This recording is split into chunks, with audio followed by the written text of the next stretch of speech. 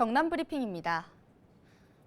21일 저녁 7시 15분쯤 김해시 중앙고속도로 대동분기점 인근 갓길에 정차한 승합차에서 불이 났습니다.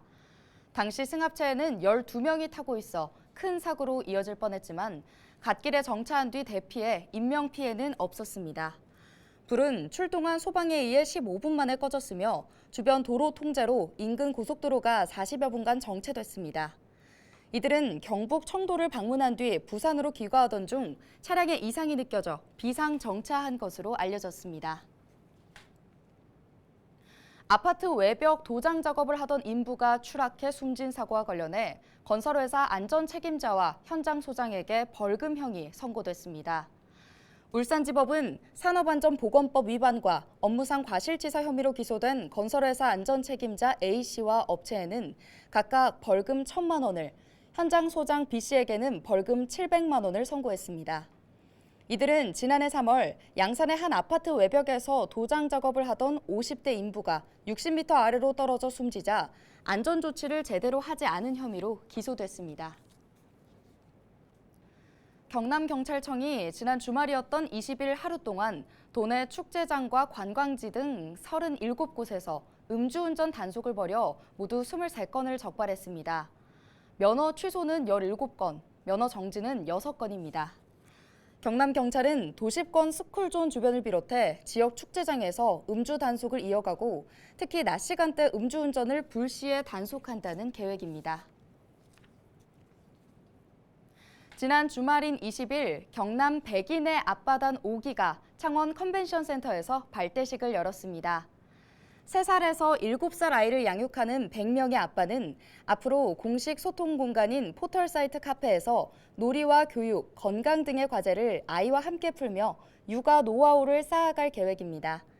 또 육아 상담과 전문가 특강, 체험 행사 등의 지원도 받습니다.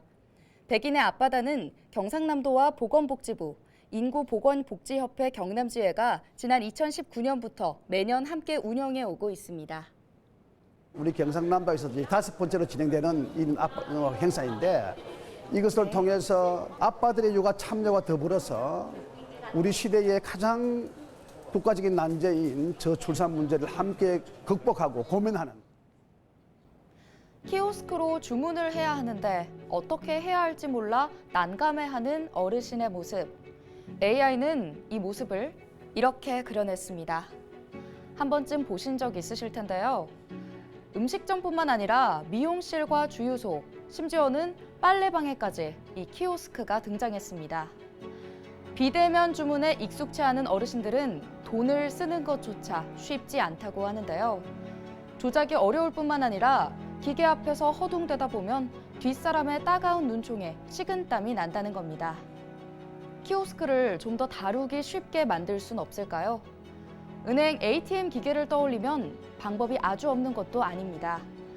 ATM 기계는 글씨를 키우고 음성 정보를 추가하면서 다루기 쉽게 진화했습니다. 이런 가운데 최근 국회에선 키오스크의 실시간 음성 안내 서비스를 제공하게 하는 법률안이 발의됐습니다. 기계가 사람을 대체하는 디지털 사회는 거스를 수 없는 대세가 됐습니다. 이럴 때일수록 사람에 대한 관심이 필요하지 않을까요?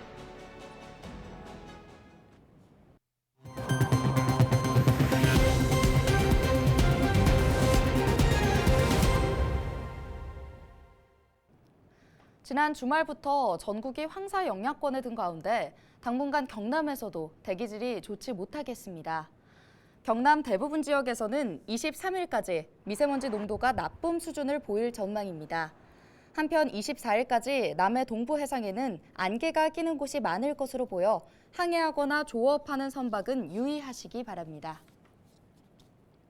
지난 21일 경남에서는 모두 290명의 코로나19 신규 확진자가 발생했습니다. 해외 입국 2명을 제외하고 모두 지역 감염입니다. 지역별로는 김해가 65명으로 가장 많고 이어서 창원 56명, 양산 42명, 진주 27명 등의 순입니다. 지금까지 경남 브리핑이었습니다.